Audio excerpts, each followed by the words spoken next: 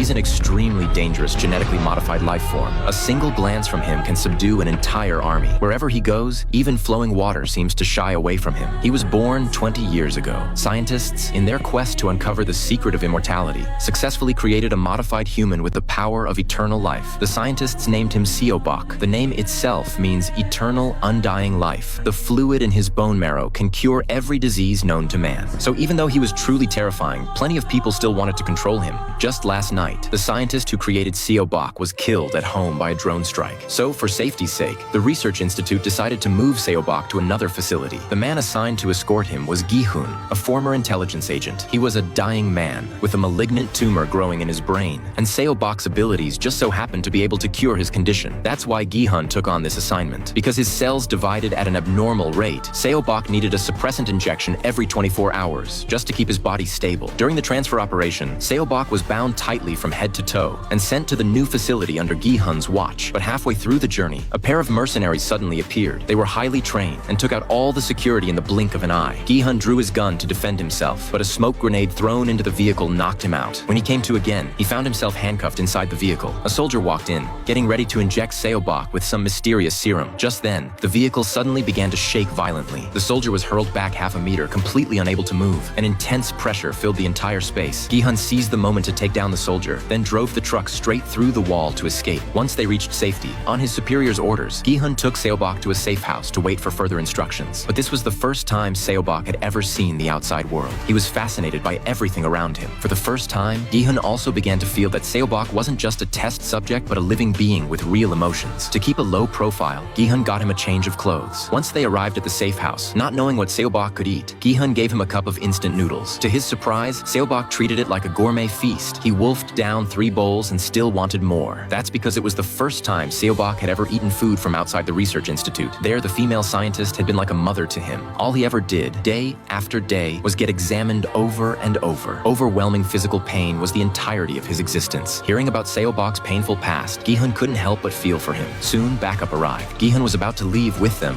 when the men suddenly raised their guns at Seobok. Gi-hun stepped in front of Seobok to shield him, but the 2 men fired without hesitation.